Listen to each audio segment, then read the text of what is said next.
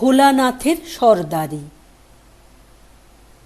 সকল বিষয়েই সর্দারি করিতে যাওয়া ভোলানাথের ভারী একটা বদ অভ্যাস। যেখানে তাহার কিছু বলবার দরকার নাই সেখানে সে বিজ্ঞের মতো উপদেশ দিতে যায়। যে কাজে সে কিছুমাত্র বোঝে না সে কাজেও সে চটপট হাত লাগাইতে ছাড়ে না। এই জন্য গুরুজনেরা তাহাকে বলেন জ্যাঠা, আর সমবয়সীরা বলে ফড়ফড়িরাম। কিন্তু তাহাতে তাহার কোনো দুঃখ নাই, বিশেষ লজ্জাও নাই। সেদিন তাহার 3 ক্লাস উপরের বড় বড় ছেলেরা যখন নিজেদের পড়াশোনা লইয়া আলোচনা করিতেছিল তখন ভোলানাথ মুরব্বীর মতো গম্ভীর হইয়া বলিল, ওয়েবস্টারের ডিকশনারি সব চাইতে ভালো।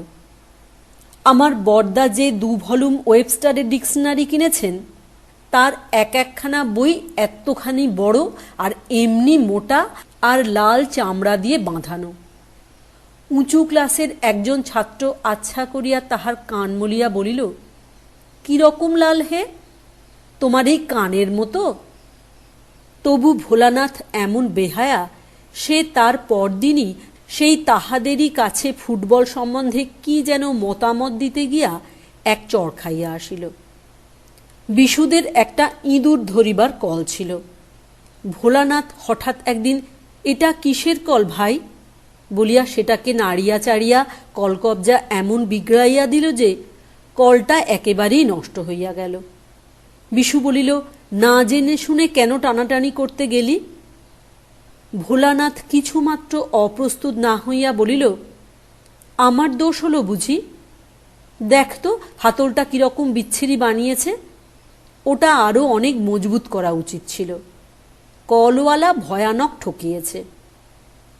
ভোলানাথ পড়াশোনায় যে খুব ভালো ছিল তাহা নয়, কিন্তু মাস্টার মহাশয় যখন কঠিন কঠিন প্রশ্ন জিজ্ঞাসা করিতেন তখন সে জানুক আর না জানুক সাত তাড়াতাড়ি সকলের আগে জবাব দিবার জন্য ব্যস্ত হইয়া উঠিত। জবাবটা অনেক সময়ই বোকার মতো হইত। শুনিয়া মাস্টার মহাশয় ঠাট্টা করিতেন, ছেলেরা হাসিত, কিন্তু ভোলানাথের উৎসাহ তাহাতে কমিত না। সেই যেবার স্কুলে বই চুরির হাঙ্গামা হয় সেবারও সে এই রকম সর্দারি করিতে গিয়া খুব জব্দ হয়। হেডমাস্টার মহাশয় ক্রমাগত বই চুরির নালিশে বিরক্ত হইয়া একদিন প্রত্যেক ক্লাসে গিয়া জিজ্ঞেস করিলেন, কে চুরি করেছে তোমরা কেউ কিছু জানো? ভোলানাথের ক্লাসে এই প্রশ্ন করিবা মাত্র ভোলানাথ তড়াক করিয়া লাফাইয়া উঠিয়া বলিল, আজ্ঞে আমার বোধ হয় হরিদাস চুরি করে। জবাব শুনিয়া আমরা সবাই অবাক হইয়া গেলাম।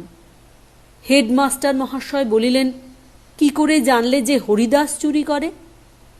ভোলানাথ অম্লান বদনে বলিল, তা জানি নে, কিন্তু আমার মনে হয়।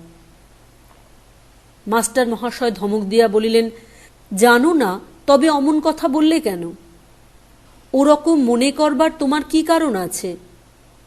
ভোলানাথ আবার বলিল, আমার মনে হচ্ছিল বোধ হয় ও নেয়, তাই তো বললাম। আর তো কিছু আমি বলিনি। মাস্টার মহাশয় গম্ভীর হইয়া বলিলেন, যাও হরিদাসের কাছে ক্ষমা চাও। তখনই তাহার কান ধরিয়া হরিদাসের কাছে ক্ষমা চাওয়ানো হইল। কিন্তু তবু কি তাহার চেতনা হয়? ভোলানাথ সাঁতার জানে না, কিন্তু তবু সে বাহাদুরি করিয়া হরিশের ভাইকে সাঁতার শিখাইতে গেল। রামবাবু হঠাৎ ঘাটে আসিয়া পড়েন, তাই রক্ষা। তা না হইলে দুজনকেই সেদিন ঘোষপুকুরে ডুবিয়া মরিতে হইত। কলিকাতায় মামার নিষেধ না শুনিয়া চলতি ট্রাম হইতে নামিতে গিয়া ভোলানাথ কাদার উপর যে আছাড় খাইয়াছিল 3 মাস পর্যন্ত তাহার আঁচড়ের দাগ তাহার নাকের উপর ছিল। আর বেদেরা শেয়াল ধরিবার জন্য যেবার ফাঁদ পাতিয়া রাখে সেবার সেই ফাঁদ ঘাঁটিতে গিয়া ভোলানাথ কিরকম আটকা পড়িয়াছিল সে কথা ভাবলে আজও আমাদের হাসি পায়। কিন্তু সবচাইতে যেবার সে জব্দ হইয়াছিল সেবারের কথা বলি শোনো। আমাদের স্কুলে আসিতে হইলে কলেজ বাড়ির পাশ দিয়া আসিতে হয়। সেখানে একটা ঘর আছে, তাহাকে বলে ল্যাবরেটরি। সেই ঘরে নানা রকম অদ্ভুত কলকারখানা থাকিত। ভোলানাথের সবটাতেই বাড়াবাড়ি। সে একদিন একেবারে কলেজের ভিতর গিয়া দেখিল একটা কলের চাকা ঘুরানো হইতেছে, আর কলের একদিকে চড়াক চড়াক করিয়া বিদ্যুতের মতো ঝিলিক জ্বলিতেছে। দেখিয়া ভোলানাথের ভারী শখ হইল, সেও একবার কল ঘুরাইয়া দেখে। কিন্তু কলের কাছে যাওয়া মাত্র কে একজন তাহাকে এমন ধমক দিয়া উঠিল যে ভয়ে এক দৌড়ে সে স্কুলে আসিয়া হাঁপাইতে লাগিল। কিন্তু কলটা একবার নাড়িয়া দেখিবার ইচ্ছা তাহার কিছুতেই গেল না। একদিন বিকালে যখন সকলে বাড়ি যাইতেছি, তখন ভোলানাথ যে কোন সময় কলেজ বাড়িতে ঢুকিল তাহা আমরা বুঝিতে পারি নাই। সে চুপি চুপি কলেজ বাড়ির ল্যাবরেটরি বা যন্ত্রখানায় ঢুকিয়া অনেকক্ষণ এদিক ওদিক চাহিয়া দেখে ঘরে কেউ নাই।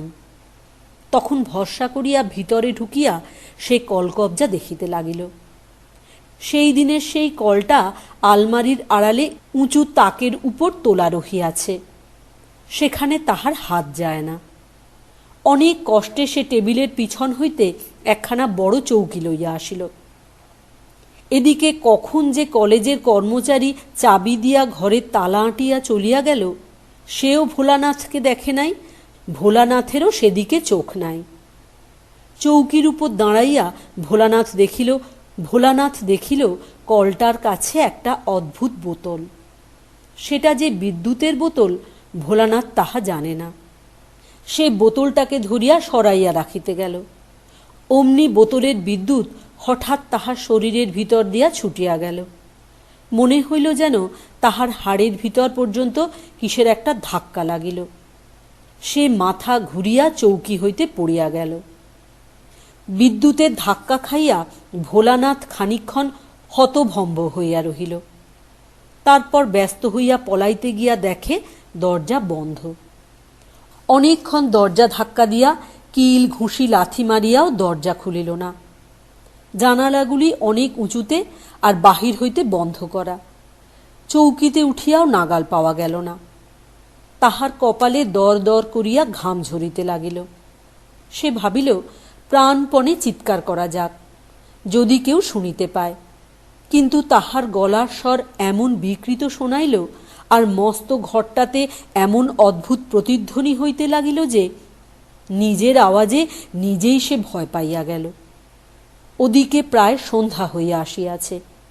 কলেজের বড় গাছটির উপর হইতে একটা পেঁচা হঠাৎ ভূতভূতুম ভূত বলিয়া বিকট শব্দে ডাকিয়া উঠিল। সেই শব্দে একেবারে দাঁতে দাঁত লাগিয়া ভোলানাথ এক চিৎকারেই অজ্ঞান। কলেজের দরোয়ান তখন আমাদের স্কুলের পাঁড়েজি আর দু চারটি দেশ ভাইয়ের সঙ্গে জুটিয়া মহা উৎসাহে হাঁ হাঁ রে কাহা গয় রাম বলিয়া ঢোল করতাল পিটাইতেছিল। তাহারা কোনরূপ চিৎকার শুনিতে পায় নাই। রাত দুপুর পর্যন্ত তাহাদের কীর্তনের হল্লা চলিল। সুতরাং জ্ঞান হইবার পর ভোলানাথ যখন দরজায় দুম দুম লাথি মারিয়া চেঁচাইতেছিল, তখন সে শব্দ গানের ফাঁকে ফাঁকে তাহাদের কানে একটু আধটু আসিলেও তাহারা গ্রাহ্য করে নাই। পাঁড়েজি একবার খালি বলিয়াছিল, কিসের শব্দ একবার খুঁজ লওয়া যাক। তখন অন্যেরা বাধা দিয়া বলিয়াছিল, আরে চিল্লানে দেও। এমনি করিয়া রাত 12টার সময় যখন তাহাদের উৎসাহ ঝিমাইয়া আসিল, তখন ভোলানাথের বাড়ির লোকেরা লণ্ঠন হাতে হাজির হইল। তাহারা বাড়ি বাড়ি ঘুরিয়া কোথাও তাহাকে আর খুঁজিতে বাকি রাখে নাই। দরওয়ানদের জিজ্ঞাসা করায় তাহারা এক বাক্যে বলিল, স্কুল বাবুদের কাহাকেও তাহারা দেখে নাই। এমন সময় সেই দুমদুম শব্দ আর চিৎকার আবার শোনা গেল। তারপর ভোলানাথের সন্ধান পাইতে আর বেশি দেরি হইল না। কিন্তু তখনও উদ্ধার নাই। দরজা বন্ধ। চাবি গোপালবাবুর কাছে। গোপালবাবু বাসায় নাই, ভাইজির বিবাহে গিয়াছেন। সোমবার আসিবেন। তখন অগত্যা মই আনাইয়া জানালা খুলিয়া সারসির কাঁচ ভাঙিয়া অনেক হাঙ্গামার পর ভয়ে মৃতপ্রায় ভোলানাথকে বাহির করা হইল। সে ওখানে কি করিতেছিল, কেন আসিয়াছিল, কেমন করিয়া আটকা পড়িল ইত্যাদি জিজ্ঞাসা করিবার জন্য তাহার বাবা প্রকাণ্ড এক চর তুলিয়াছিলেন, কিন্তু ভোলানাথের ফ্যাকাশে মুখখানা দেখিবার পর সে চর আর তাহার গালে নামে নাই। নানা জনে জেরা করিয়া তাহার কাছে যে সমস্ত কথা আদায় করিয়াছেন তাহা শুনিয়াই আমরা তাহার আটকা পড়িবার বর্ণনাটা দিলাম, কিন্তু আমাদের কাছে এত কথা কবুল করে নাই। আমাদের সে আরও উল্টা বুঝাইতে চাহিয়াছিল যে সে ইচ্ছা করিয়াই বাহাদুরির জন্যে কলেজ বাড়িতে রাত কাটাইবার চেষ্টায় ছিল। যখন সে দেখিল যে তাহার সে কথা কেহ বিশ্বাস করে না, বরং আসল কথাটা ক্রমেই ফাঁস হইয়া পড়িতেছে, তখন সে এমন মুছড়াইয়া গেল যে অন্তত মাস তিনেকের জন্য তাহার সর্দারির অভ্যাসটা বেশ একটু দমিয়া পড়িয়াছিল।